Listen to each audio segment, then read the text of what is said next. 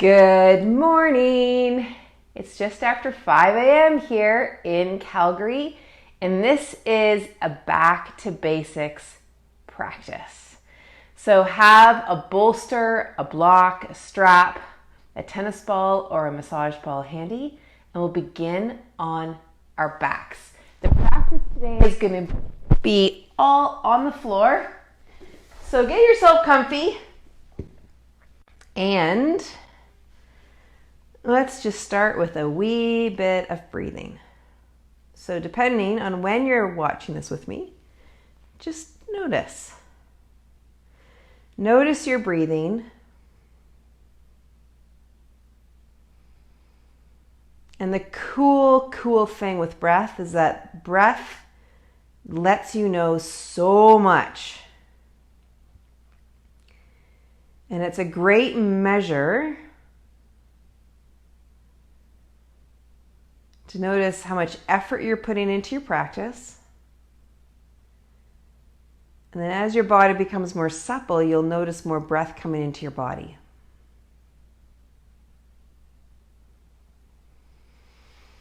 Perfect. Okay, let's grab the ball. Now you can take the ball in a couple of ways. You can place the ball just under the hip like so, and you can find little areas that might be a little sweet or tender, but in a nice, kind way. You can also come up onto your hands and come up to like this. This is what I'm going to do today. Just be here and just find some of those little pieces. Now, this one obviously won't work if you've got wrist or elbow issues. So you just choose what makes this make sense. You could also go and stand against the wall and roll your hip out on the wall.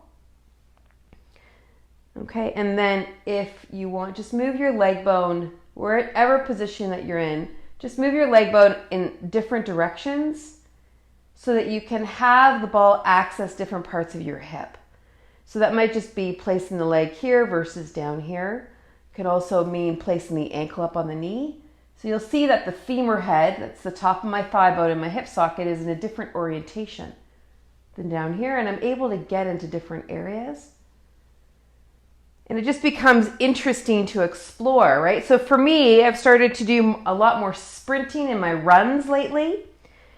And so I'm noticing different things through my legs and my torso. Let's switch to the other side. And so that's what the ball can be really effective for me as a tool of awareness, yeah?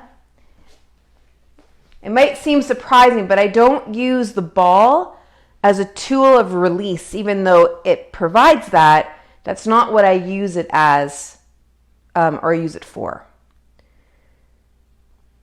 I would rather have it be a tool to bring awareness to what's going on through the parts of my body where I'm utilizing it. Then I can utilize various movements and other techniques to then retrain patterns so I can improve my mechanics, and then I can function better. And so in the context of my running, I can run smoother, perhaps faster, with more ease and lightness. Yeah? Good. Okay, let's bring that down. So now we're going to go into a movement specifically to the hip. So now you've done some rolling out here. Let's do some playing. So we're going to take the strap, bring the leg to your belly, and keep your pelvis on the ground as you do it. So sometimes people will lift their belly up or their pelvis up to do that. Now you might need to get the strap around, but if you can just bring that leg as best as you can to your belly, then bring the bring the foot up to the sky. And I like to practice with this leg bone of the hip at 90. I know there's some people who practice it this way, so put your leg in the position where your knee is straight, and then you can slowly work up. This, as I've said before, is a ton of load away from the center of your body. So if you've got SI or hip or back or rib stuff, that can be really tough on you because it's quite a lot of load away from your center. So here, you've got yourself at 90, you can have the knee bent, and then easily hold on to that, and then you can slowly straighten that leg as you get more supple. So that's sort of my method to my madness. One thing that I do also love to teach, no matter who the person is and what is going on with their leg, is to utilize the strap as a means of support. So in some cases, you might be holding it with a bit of effort, but how much effort do you really need? And so match the effort to what's required. And that might have your arms up like this, gently holding the strap. That might have your arms down here. But you want your leg to learn to do the work, yeah? And it knows how to do it. I think we just kind of get in there and help it out a little bit. But let your hands be light with your fingers. So no gripping, trying to squeeze the bejeezers out of the strap. Okay, let's take the strap in the opposite hand to the leg. So this is my right leg and my left hand. And I'm taking the leg across the body, but here, the pelvis is going to stay on the ground. So I'm not putting space between the pelvis and the floor. I'm just bringing that leg across. So see if you can feel that leg bone moving in your hip socket. And just watch this guy here, and not have that leg come. So I don't want that leg to collapse inward. So keep that opposite leg where it is, and then take the leg across your body.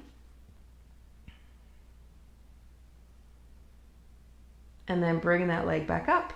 Let's do that again, across your body. Now you could also have the leg out straight if you prefer. Totally up to you. Good, and then bring that leg back up. Okay, so now we're gonna bring this leg bent. We're gonna take the ankle onto the knee, like so. Okay, I'm gonna angle myself a little bit so you can see a bit clearer. So now we're in this figure 4 ankle to knee position. And now let's press that leg bone away. And I like putting my opposite hand in through the front of the hip and this hand on my bum, just to provide a reminder that the front of my hip is not to engage as I push my leg out, but my rotators of my hip are.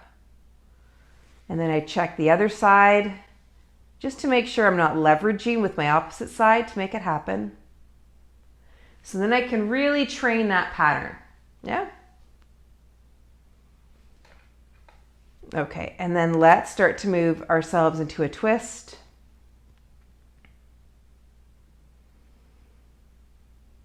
Back and forth. Left and right.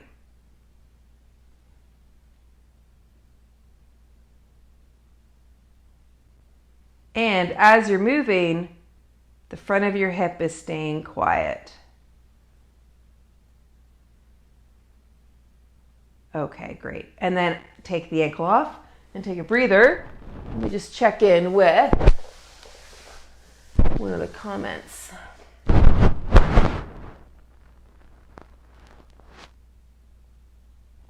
All right. Okay, let's come to the other side. And strap around the foot. Up you go. Like so. Okay? So you find what makes the most sense, whether you want to have the leg straight, the knee slightly bent, the opposite leg straight. You feel it, feel the response of what you're doing with your body parts and how it feels in your body. And then you choose what makes the most sense.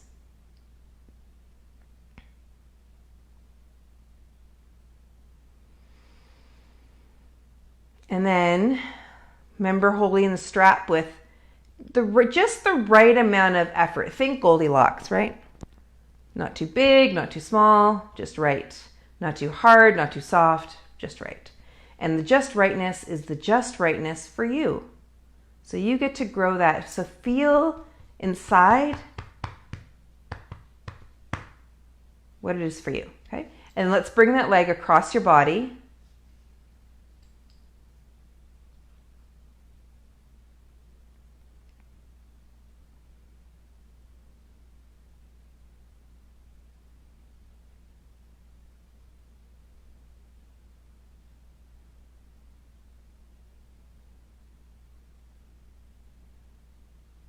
And then bring it back.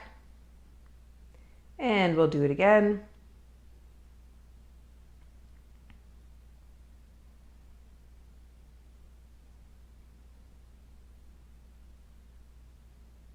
All right, good. And then bring it back. Okay, ankle onto the knee. So now we're in a figure 4. It's looking a bit like this. And then starting to move that leg bone in the hip socket. Checking out the front of your hips, making sure that they're not involved as the leg pushes out. The rotators are. Watch your jaw, your eyes, your forehead, your ribs, if any of that's getting involved.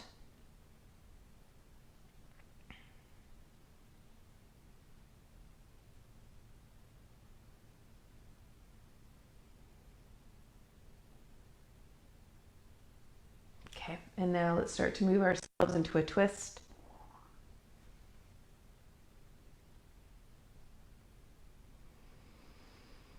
And back the other way. And again, as you're going left and right, the front of your hips, particularly as you go past that line of gravity and you're moving with gravity, there can be a tendency for your hip flexors to kick in. And really, it should be the abdomen.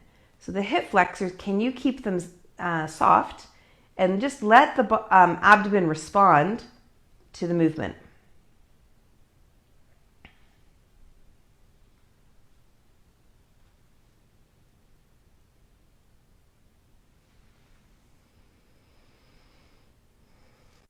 And you can go all the way to the floor if you want, if that's what's available. Or you can go just a small amount. One thing to notice is to watch your head. And if you go too far, you're probably going to slide a little bit like this. And you want to make sure that it's an actual twist. So pay attention if there's any sliding of your head on the mat.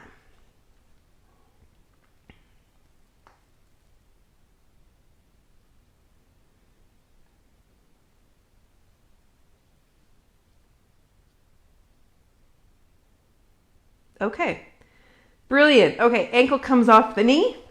Let's just do a small little bit of butterfly. So the legs are going to go wide. And the legs are going to come back in.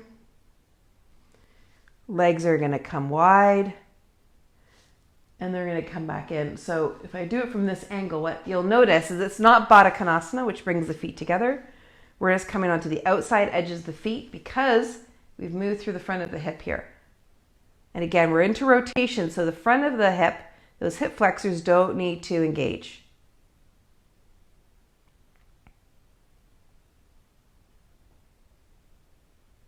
Great.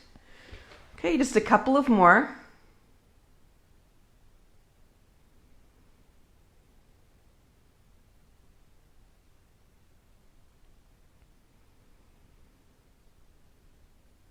Okay, lovely.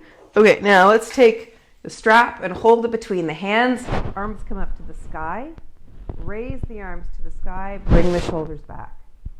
Raise the arms to the sky and then bring the shoulders back.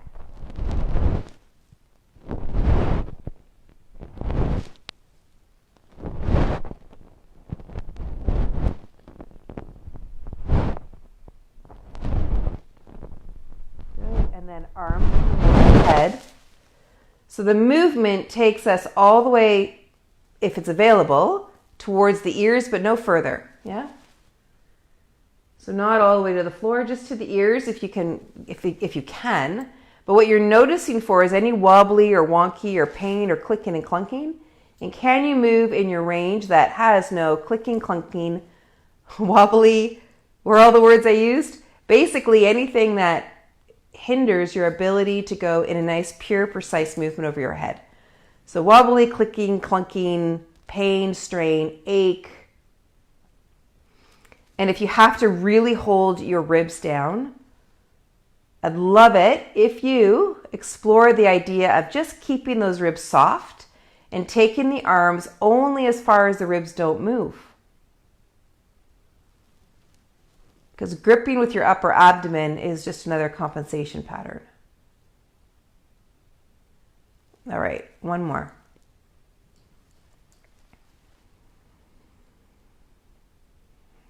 Okay, perfect. Now, Take your index finger, your thumb tip together, index finger and thumb tip together, like so. Hug a tree, big arm circle, big arm, this, I don't even know what to describe it as. And now we're gonna take the arms wide. The movement, the articulating joint, and we'll come up to sitting to show this to you, is the arm bone in the shoulder socket. We're moving in a horizontal way. The elbow is not straightening.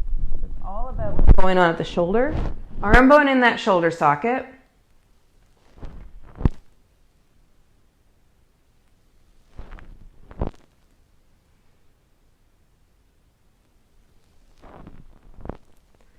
Good. And now come back up. Now we're going to rotate the arm bone. Let me show this to you. Rotate the arm bone like this. Now you're going to see the elbow is going to move in that direction, but we're not moving the elbow. We're moving the arm bone in that shoulder socket. Okay. So find where it makes the most sense for you. And then it might be here, it might be here, it might be here. And again, we're going to move the arms at the shoulder joint. Just a different position of the head of your humerus.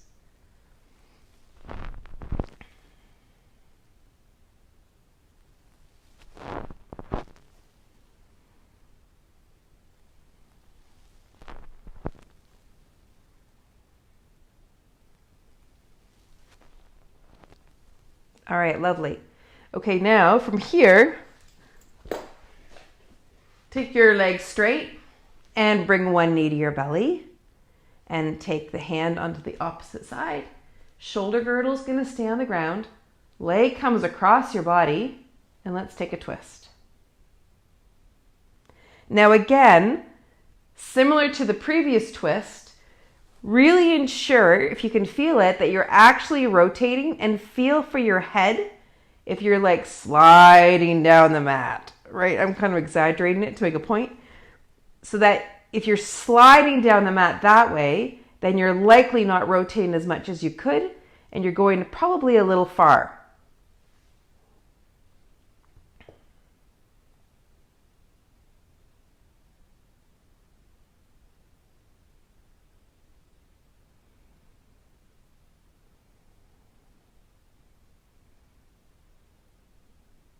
Good, and then come on back.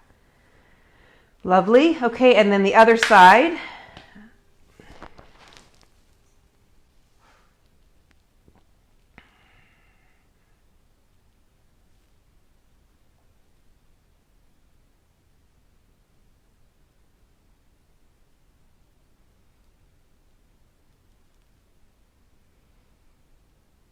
And then come on back. And then join both legs up towards your belly and start to take those around in circles.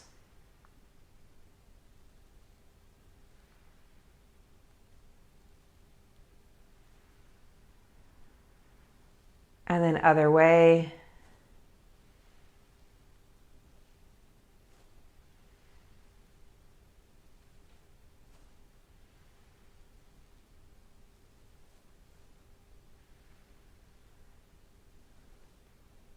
All right, perfect. Legs come down. They come straight or bent. You choose which makes sense.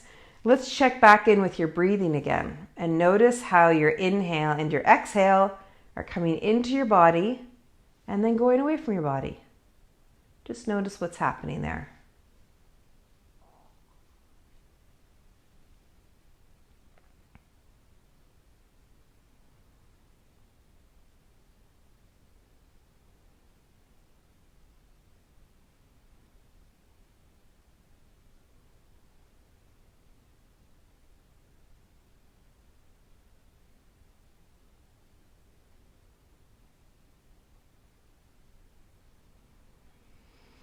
And just feel how the breath enters in wherever you feel it, whether it's through your nose or through the movement of your body. And maybe the way your body has shifted has enabled more breath to come in to your system. And you can lie back for as long as you want here, or you can come on up and join me in sitting. And now notice yourself up here in sitting, Notice yourself in vertical.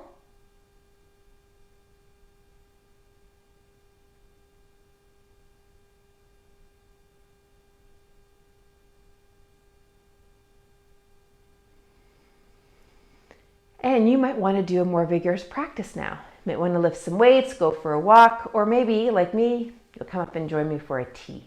So whatever you do next, you have a great rest of your day, and we will see you tomorrow. Take care. Namaste. Mwah.